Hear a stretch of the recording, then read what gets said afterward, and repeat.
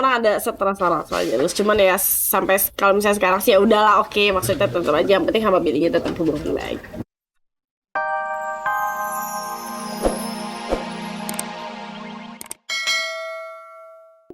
Keduanya justru terlibat permainan asmara yang seakan tak berujung. Sementara itu kisah asmara yang tidak kalah dramatis terjadi antara Billy Syahputra dengan kekasihnya Syahnas. Keduanya tidak sungkan memperlihatkan kemesraan saat berada di rumah mewah milik Raffi dan Nagita. Tetapi siapa sangka sebuah kejadian justru membuat hati Billy terpukul. Syahnas dipergokinya tengah menelpon seseorang.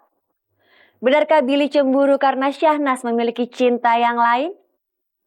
Pemirsa, selama 30 menit ke depan bersama saya Anastasia Vera, inilah kabar aktual yang akan dikupas secara lebih mendalam. Karena tak ada kabar yang tak kami kabarkan, karena kami kabar-kabari.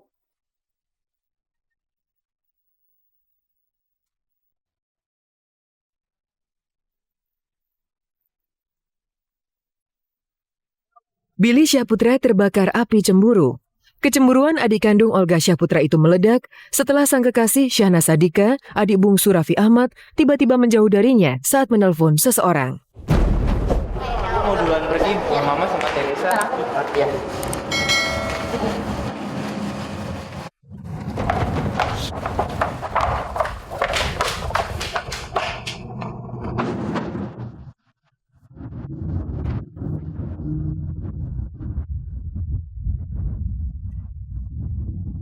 Adegan kejar-mengejar bak serial drama India pun terjadi.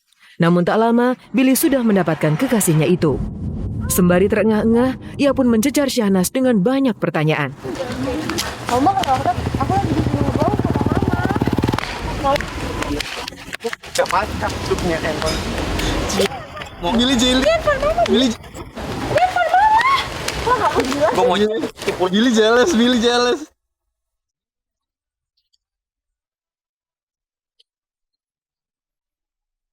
Benarkah Billy cemburu karena Syahnas menelpon pria lain?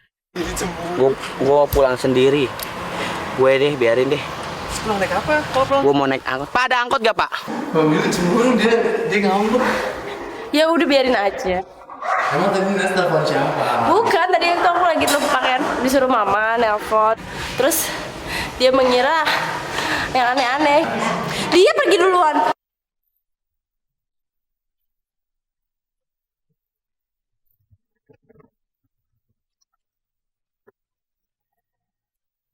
Belakangan terkuak, Billy memang cemburu karena Syahnas diam-diam menelpon orang lain. Konflik pun pecah antara Billy dan Syahnas. Namun ironisnya, baru beberapa menit sebelumnya, keduanya berulang kali pamer kemesraan. Bahkan beradegan romantis, layaknya pasangan legendaris Leonardo DiCaprio dan Kate Winslet di film Titanic. Sama aku juga sama. Kalau pemain Titanic kan romantis ya. Boleh pegang sini ya, Sinas? Boleh dong. Maaf ya, gini nih. Kan gini nih. Orang gini dipilih. Iya, enggak. Aku gini, terus aku megang gini. Kamu nggak modus. Ya, lo kan udah minta maaf.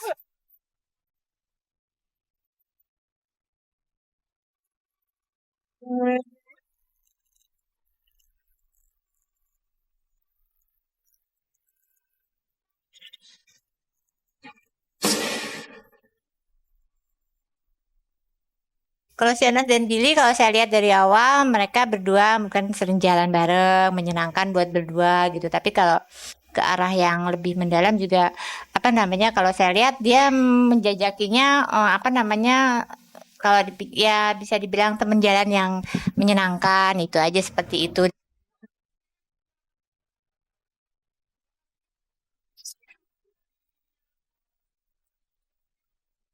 Puncaknya, di atap rumah mewah milik Raffi itu, Billy berani mengungkapkan hasrat cintanya untuk dapat meminang Syahnas dan menyandingnya di pelaminan. Apapun permasalahan yang kamu tidak boleh mengakhiri. Kamu harus mengakhiri di pelaminan sama aku. Amin. Seru aja Billy mah, orangnya baik, kocak, lucu, nyakin dekat.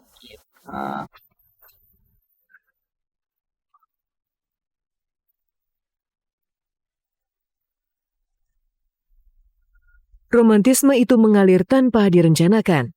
Namun siapa sangka jika beberapa menit kemudian, kobar asmara Billy itu sekejap padam karena Syahnas diam-diam menelpon seseorang. Dan kemarin, teka-teki percintaan ini semakin dramatis ketika keduanya tampil memandu program acara dahsyat RCTI. Syahnas rupanya memendam kecemburuan karena Billy dekat dengan seorang gadis lain bernama Salma.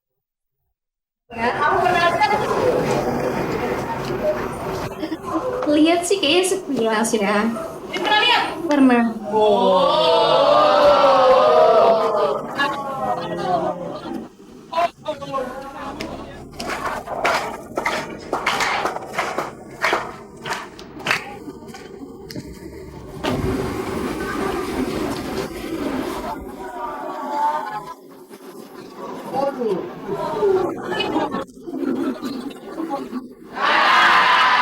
Wajar lah ya, kan orang ada rasa jealous. Cuman ya sampai kalau misalnya sekarang sih ya udahlah, oke, maksudnya tetap aja yang penting sama Billy tetap hubungan baik.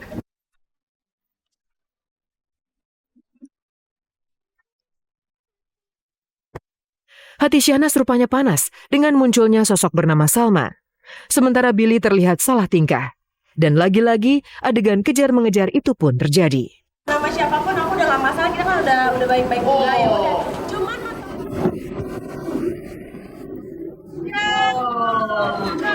ditanya, aku juga gak pernah ada hubungan, aku sih gak pernah tuh kayak gitu tuh, aku gak suka, jujur aja. Mau? Jangan. Kita akan Salma.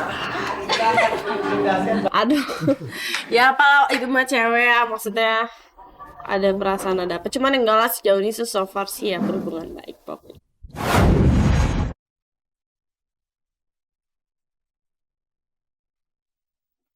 Masih panjang perjalanan cinta yang harus dijalani Syahnas dan Billy. Semua tidak mudah dengan beban karir dan gelimang popularitas yang kini mereka miliki.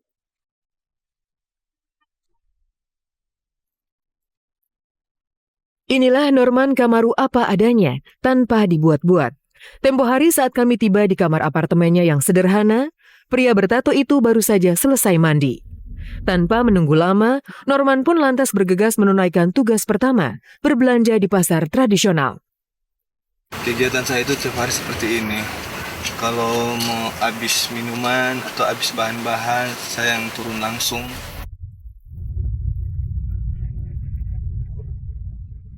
Nah, saya mau cari labu nih pemirsa. Nah, tahu labunya di mana nih? Oh, ada labu, kayaknya ada labu nih.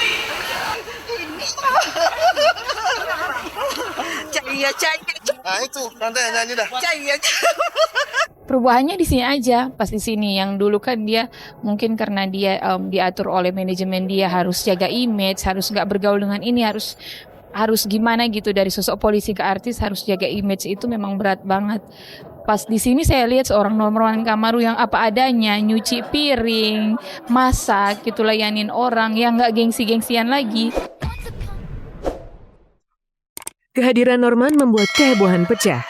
Bukan hanya diminta foto bersama, Norman juga diminta untuk bernyanyi, bahkan seorang pedagang ayam ikhlas memberikan diskon jika Norman sudi unjuk kebolehan bercaya-caya. Ayo, mari caya. Udah kan?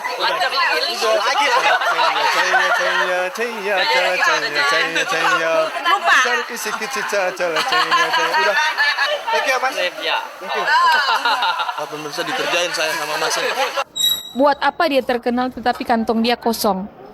Mending dia seperti ini, nggak dikenal orang, tetapi alhamdulillah dia bisa menghidupi saya dan keluarga saya gitu loh. Dukungan wanita Manado yang sudah memberi Norman seorang anak itu menjadi topangan sukses besar. Apalagi sejak muncul di media massa, omset dan laba usaha beranak pinak sampai 5 kali lipat. Ya senang lah, soalnya rezeki kita bertambah 5 kali lipat kalau bisa dibilang sih. Udah Allah bilang inilah rezeki kalian, dari beberapa tahun sempat vakum. Pemirsa, 30 menit sudah saya Anastasia Vera menemani Anda menyajikan berita aktual yang disajikan secara mendalam.